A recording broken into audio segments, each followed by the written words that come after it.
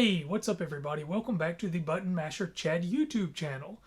Since I noticed that sort of game room tour videos are all the rage these days, especially at the beginning of the year, everybody's posting up an annual video update for their game rooms and stuff like that. I've never done that before, but I decided that it would be worth giving a shot. Before I get started on that though, I did want to mention if you are watching this video, then chances are you have some sort of interest in game collecting or gaming as a hobby. The one thing I want to say about that is don't compare your collection or your game room or what you have going on personally with what you're seeing on YouTube or Instagram or whatever other sort of social media sites you might be frequenting. Not to talk trash about anybody, but a lot of the times those collections that you're seeing are just crazy expensive. And I have no idea like how they do it. I'm sure there's some trading, some bartering, but I'm pretty sure it's a full-time job to acquire that many games. Speaking from personal experience, I've worked in small stores, I've worked in large stores, I've got over a decade's worth of video game retail experience. Me and a friend even opened up our own game store for a few years. In that time, I've actually gone through and traded some stuff away and kept stuff. It wasn't until about I'd say about 2011 or 2012 that I really decided that I was going to stop trading away games and start keeping stuff. Although the collection that I have now is really from a lifetime of playing games, being around games, and just, enjoying games as a hobby. With all of that being said, I can tell you that I have just shy of about 400 physical game titles and about 25 actual systems. So what we'll do is we'll take a quick tour around the game room that I have set up now.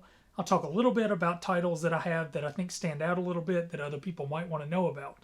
As I go through, I'll also mention some stuff about the shelving units that I have and maybe some of the lighting and some of the stickers that I've used and containers and any of that sort of stuff that I've used to put together and organize my game room.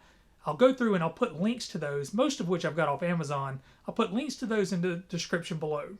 Thanks for tuning in. I appreciate it. I hope you enjoy the video. Chill out, relax, and let me know what you think. Let me know about your game rooms and what you have going on and if there's anything that you would like to see added. If you've got any questions for me, feel free to ask in the comments below, and I'll try to get back to you as soon as possible. Thanks, and I'll see you on the other side. Okay, so what we're going to do is go ahead and just start off on the right side of where everything is at and sort of look at this shelving unit, which is a lot of people ask, well, what is the best way to store my games media? And, for the longest time I've had them on random bookshelves and things like that. However, this is something I picked up off Amazon recently because my older shelving unit just collapsed. So right now I'm sitting at just about 400 games, a little shy of 400. So this is what I've got to put them all on. It all fits. I've still got some extra space.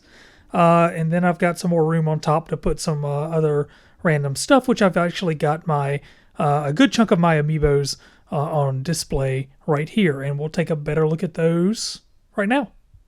Okay, so the top of this shelving unit has got just enough for a couple of rows of amiibo.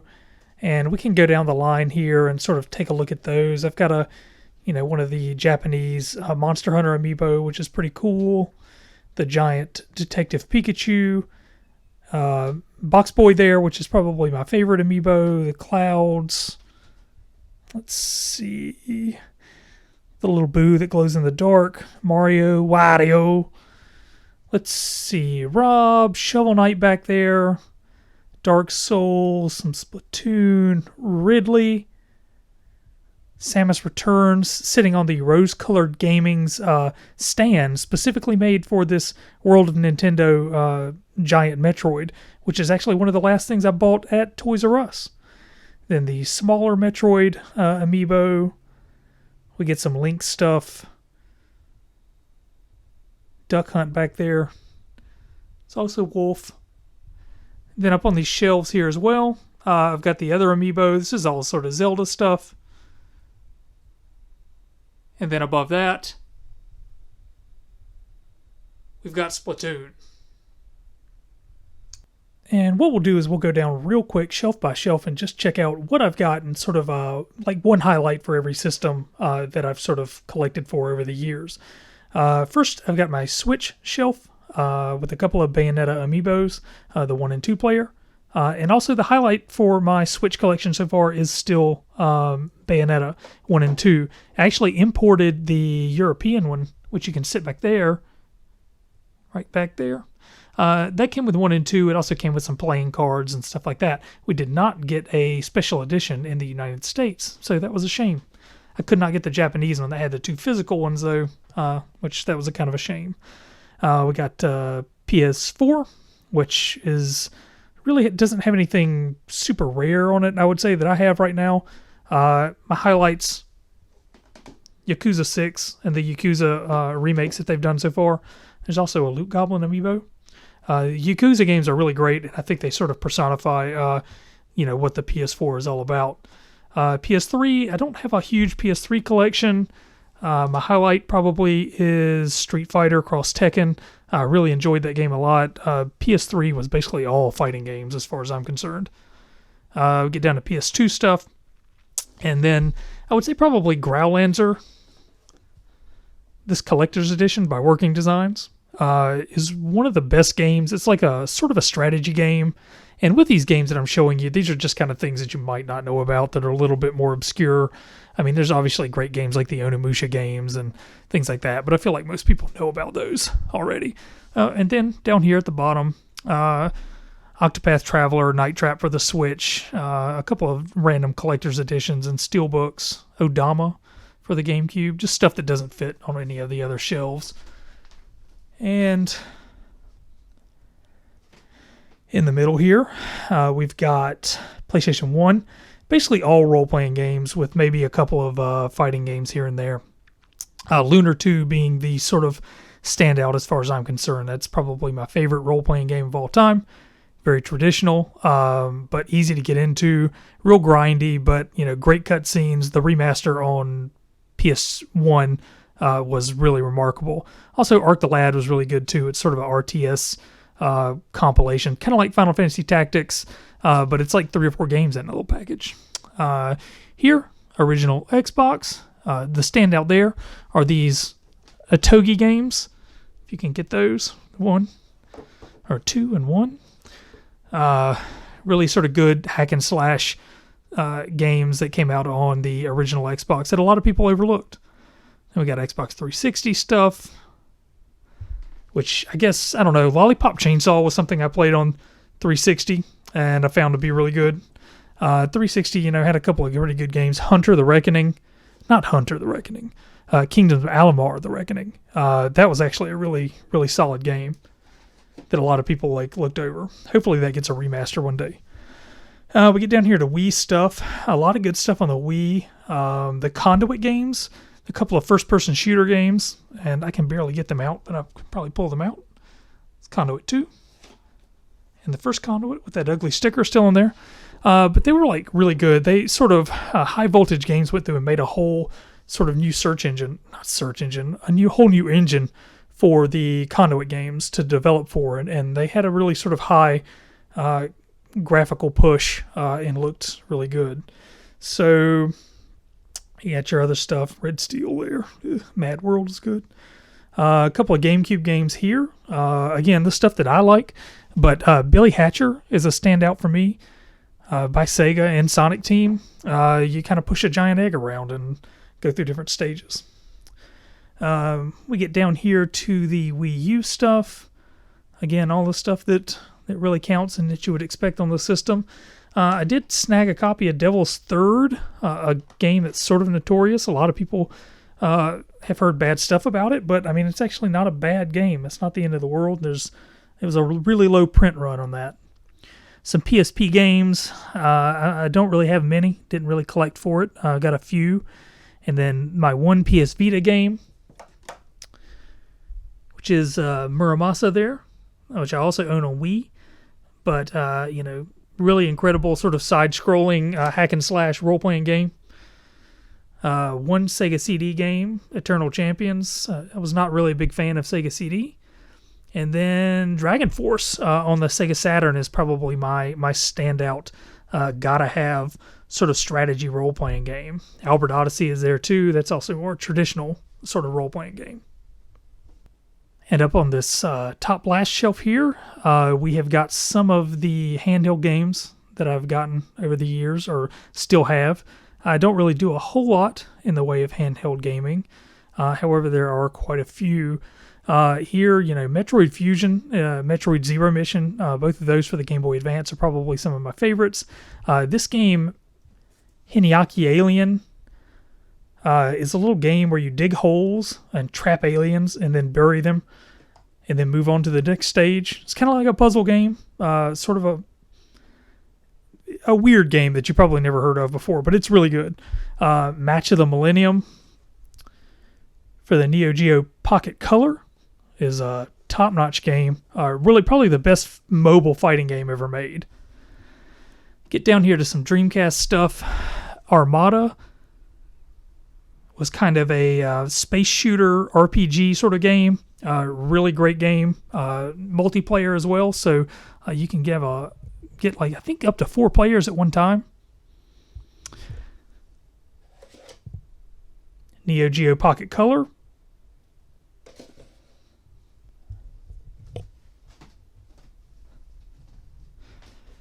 Get down here to my Genesis collection. I really haven't done much in the way of Genesis stuff until the last couple of years when I picked up a Sega CDX.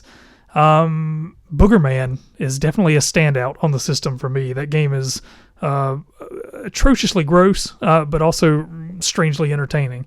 Also, the original Strider game is really good. Nintendo 64, again, I've got sort of the stuff that matters to me.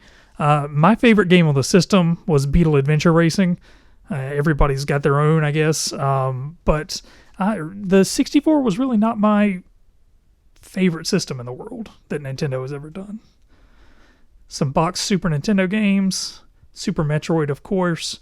The Death and Return of Superman was a game that I thought was like really good. I really enjoyed it a lot. And a lot of people never got the chance to really play that.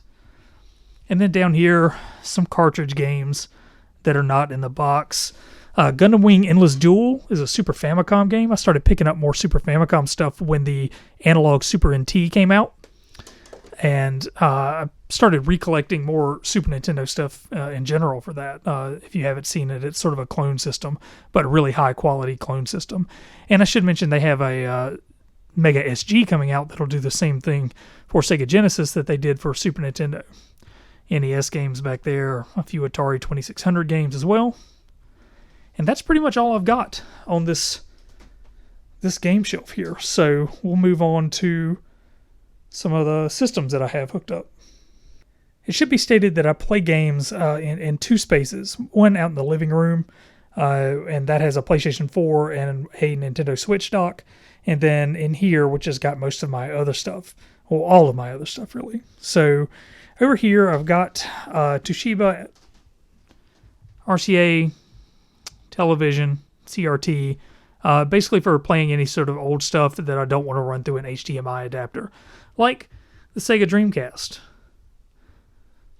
or the original Xbox. And you'll notice on some of these that I have, there's a Nintendo 64, the blue one. You'll notice on some of these that I have these sort of dust covers. Those are really nice. I figured that some of these systems I don't hook up all the time, so I found those on Etsy. I'll put a link in the description box below for those, but they're really nice. GameCube with a Game Boy player, Wavebird, a couple of more amiibos. Wii U is hooked up right now for playing some of the older Wii stuff, and I'm actually going through the Devil's Third game at the moment. So, again, not as bad as you might have heard. Probably worth checking out if you ever get a chance. One of the rare mature rated games. And then just some random controllers. Some sort of game-related, comic-related books. That Super Mario encyclopedia is really good. I also really enjoyed that Art of Atari book. Mario Amiibo cereal boxes. There's a collector's edition with bookends for Mortal Kombat 9, I believe it was. The TV I have in here is not super great quality. It's Insignia. It's basically just to get the job done. There is a Samus Returns 3DS. And then I have another Zelda-themed 3DS floating around somewhere. That is my PS Vita. Oh, and here are my E3 passes.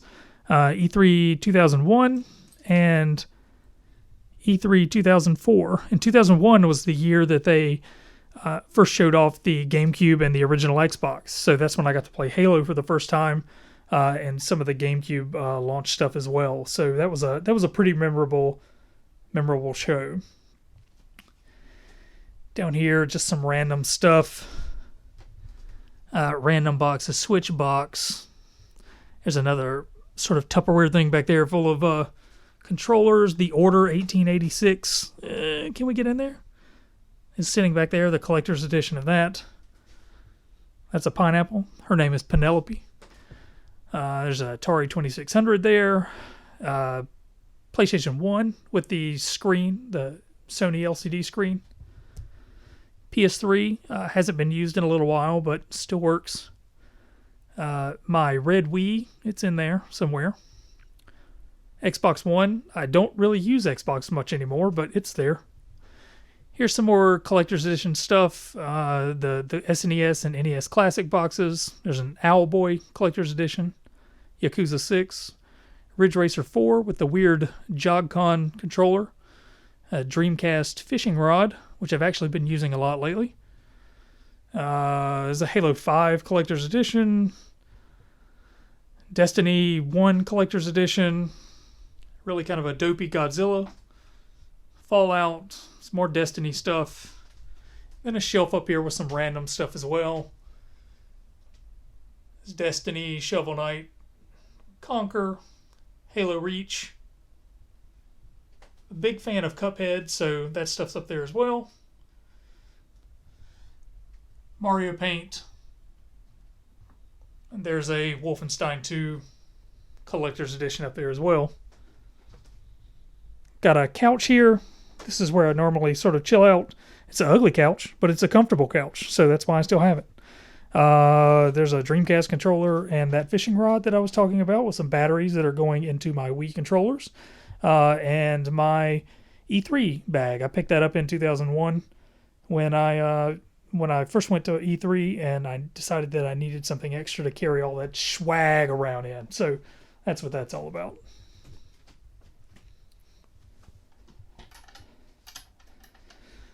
I got some posters. Breath of the Wild, I just thought that was nice. And then this puzzle that came with a sort of Club Nintendo back in the day. The Death of Superman poster that came in the Death of Superman comic. Pretty cool poster from Destiny in a sort of charity thing they did with Stack Up, which they ran sort of a promotion and raised funds for veterans. They sent games to like veterans and stuff. There's Wario, some headsets, and then the actual SNES Classic and NES Classic in their cases. And then down here we've got, I don't know, just random controllers and cords and things like that. Nothing special. More controllers, collector's editions, bongo drums, some boxes, Street Fighter collector's edition, Last Guardian, Gears of War back there, collector's edition, some random posters and Wii Fit board, my Infinity Gauntlet, which everybody should have one of those. Nice. Rabid Luigi. This sort of Hulk versus Hulkbuster diorama that I picked up a little while back ago. Really enjoy it. Hanging out back there is Conquer. And this is sort of the setup I use whenever I stream. I don't stream too much anymore, but I do like to make some videos and stream from time to time. PS4 Pro, Spider-Man, my second Switch dock, so I can go back and forth between the living room. Wii U gamepad. A pretty cool little Metroid light-up box. I got that from GameStop on clearance. Little television, nothing really impressive there. A little Godzilla artwork. Some stuff that came in the original Destiny Collector's Edition. And some more. Look at Zur up there, chilling. Some Mothman memorabilia. I like Mothman. I don't know why. So that's why I sort of got into Fallout 76. And this is pretty cool. Regardless of what you think about Fallout 76, this is a sort of limited edition lithograph that I picked up right before it launched. I think it's 592 out of 600. So, but, you know, regardless, again, of Fallout 76 quality, that was a really cool poster, and I really like that hanging out there. And then I've got some stuff squirreled away in the closet. There is a Sega CDX, Xbox 360, PlayStation 2, white PlayStation 2 Slim, Sega Saturn. It's where I normally keep my Wii U. And then all my Starlink ships and accessories up there. And then PSP and random memory cards, VMUs, that sort of thing. I try to keep everything in its own little plastic tote. And some things like the Sega CDX, I actually have it wrapped in sort of a plastic bag as well. And then a little Street Fighter V poster as well. And I should also mention these fine pieces of art right here. The wife and I went to a one of those paint and drink things at a local barcade. And their theme was sort of just video game, whatever. So my wife and I painted these pictures. Hers looks remarkably cleaner than mine and more organized, as to where mine looks chaotic and crazy. She's got a little piranha plant there, a little Pokeball down there, some Pac-Man, Ghost. I don't know if that's Blinky or Stinky or whatever. And then mine is a little bit more violent. Ken and Ryu hanging out down there. And then up top, we've got Scorpion and Sub-Zero tossing it out. There may be a little blood on the ground.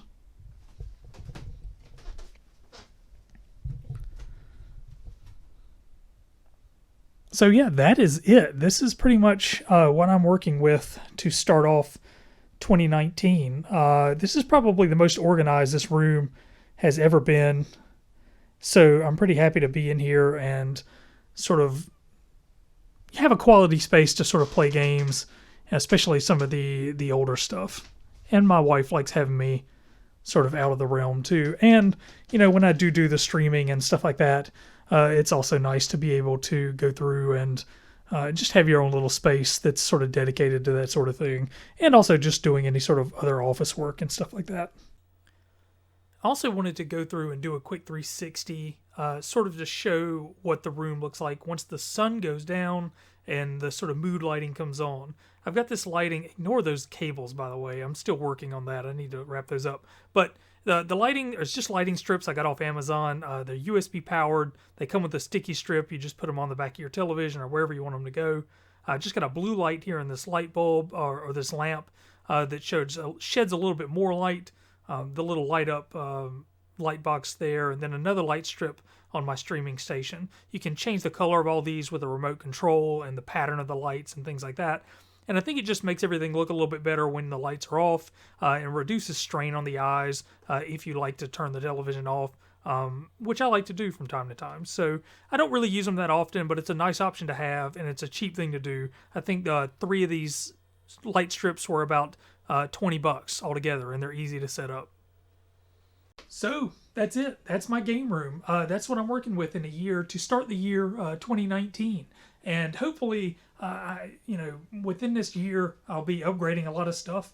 My wife and I will hopefully be moving out of this apartment into our own house. I'll be completing grad school and be able to upgrade a lot of things along the way. So hopefully next year, if I'm still around to make YouTube videos, I'll be able to do an annual video just like everybody else. So keep working on your own game rooms.